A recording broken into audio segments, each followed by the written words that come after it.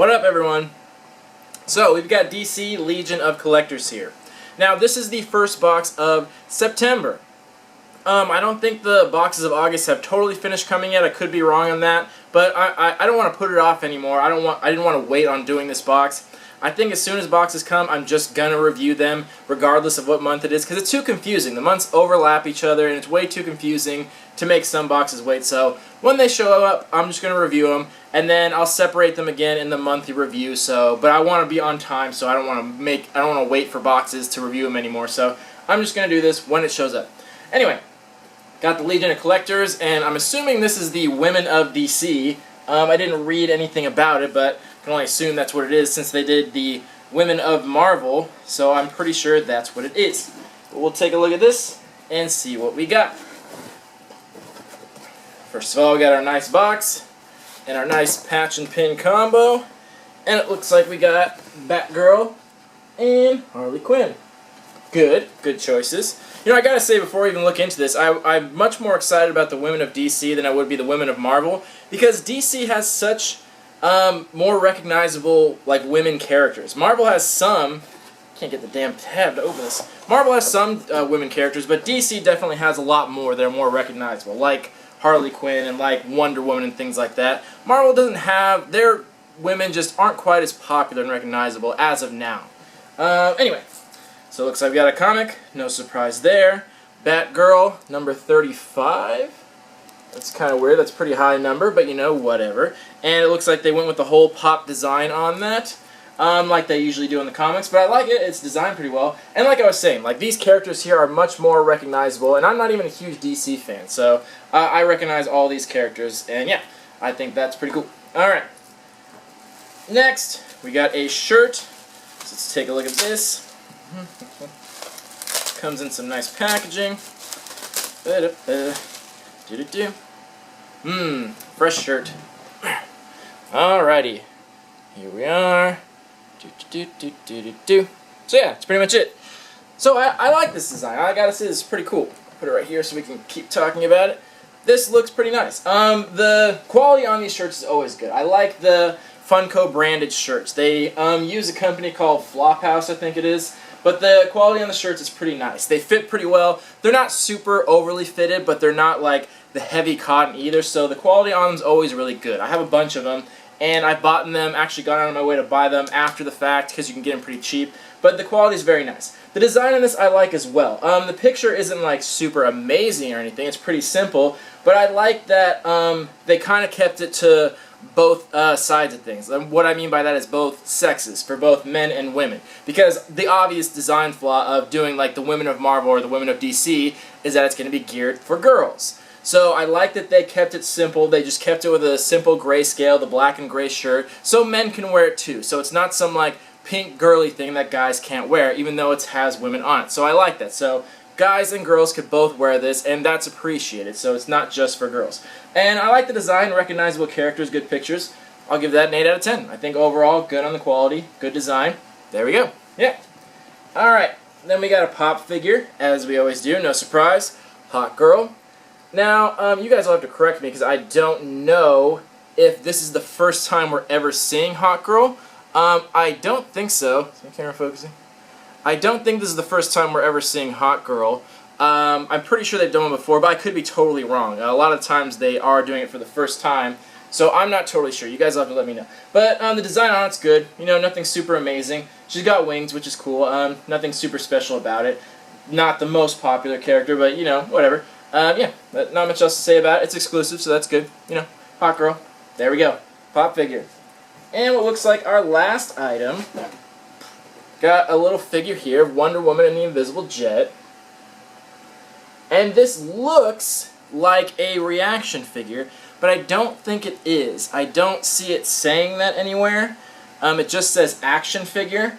It doesn't say reaction, but it's in that similar style, where it's the very basic body style, so it looks like the reaction style. But honestly, Funko does this a lot. They have a lot of series that look very similar to each other, that aren't that thing, just to call it different things. Like they have the reaction figure, they have the legacy figures, or with like the Pops and the Dorbs and the Mini Dorbs and the Mini Pops and the XL Pops, and they're all the same series. There's just something slightly tweaked about it. So I think they stopped using the word reaction because people didn't like that series. But this looks pretty cool though. I don't mind this because I like the small figure. I'm a big fan of tiny figures, as you can see behind me, so I don't mind this that much. And I like the Invisible Jet. I always think that's cool. They have a Pop ride of it, and the Dorbs ride, which I've been meaning to get, haven't got around to, but I think that's cool. The whole concept of the Invisible Jet and how it's clear, I think that's pretty clever. And it comes in a nice display box too, so that's cool. I like that, so you don't have to take it out of the package to display it. So I like that too. But again, recognizable characters.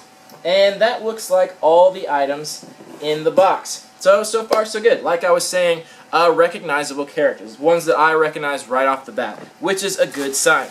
So, we will take a short little break, and when we come back, we'll talk about some value on these items and give this box a rating. See you soon. Alright, we are back. Let's talk about some value on this box. First of all, the shirt. Like I said, 8 out of 10. I found out you did have the option of 2 different styles. One was the heroes, one was the villains. This one's the heroes, obviously. The villains had Harley Quinn, I think Poison Ivy, and someone else. But same concept, though. Black and gray scale. And I like that, like I said, it's familiar to both sexes, men and women. So anyone can wear the shirt. I'll wear the shirt. I think it's cool. Good choice on the shirt. I like it. I personally do. 8 out of 10. Standard $12 to $15 on shirts, but these go for really cheap. I always go to my local comic shop, and for some reason they always have a bunch of these, and they sell them for $5 without like shipping or anything. So I always pick up the alternate ones there. So I'll probably go pick up the other one for $5. It's not a bad deal. But 12 to 15, standard value. Next, our Pop figure. So this is Hawk Girl.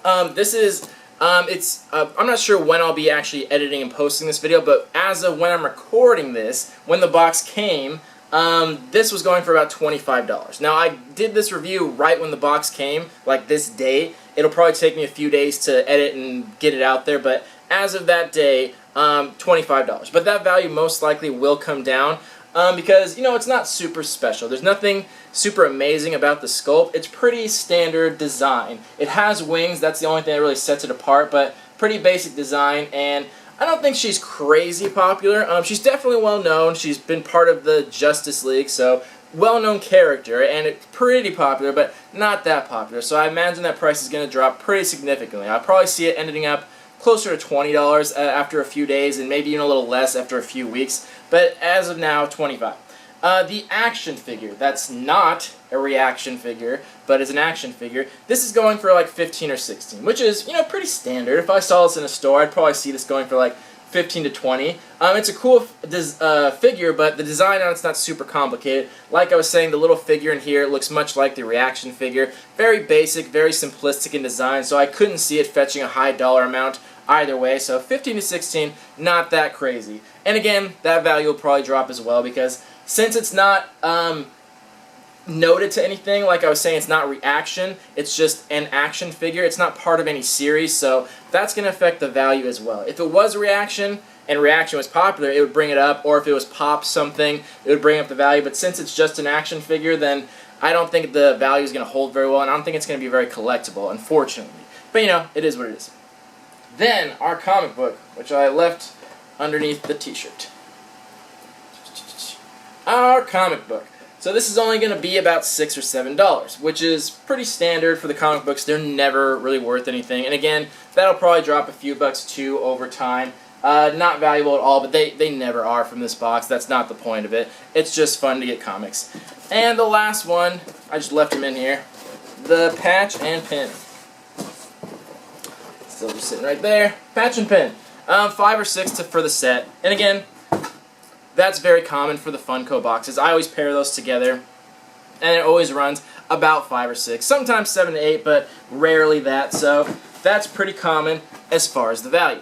So that brings our total value on the low end of 63 and on the high end of 69.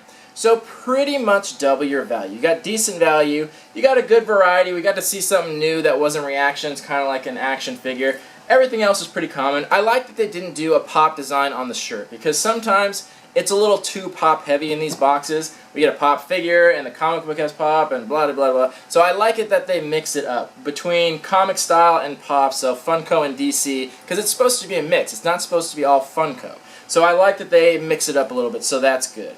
Other than that, like I said, DC women are probably more recognizable than Marvel, so recognizable characters, but even still, not the most popular characters. I like some of them, like Harley Quinn's cool, but I'm not super thrilled about like Hawk Girl or things like that, so I think they were just trying to get this out because they did a Marvel one, and they said, I think on the description card, they planned this one from the beginning, but it got postponed, I think due to the action figure. I can't remember what it said. So anyway, decent value, pretty much double, and got good variety, got good characters, recognizable, so it was a good box, really no complaints about it, but, you know, nothing spectacular, nothing super amazing, nothing in here is going to be crazy rare or crazy valuable, or honestly, a lot of these things aren't going to hold their value for the most part. They're going to drop in price quite a bit, so, you know, it is what it is. That all being said, I'm going to give this a 6.75 out of 10. Good box, good value, good variety, nothing crazy, nothing spectacular. It just was kind of there. So, yeah, that was our DC Legion of Collectors,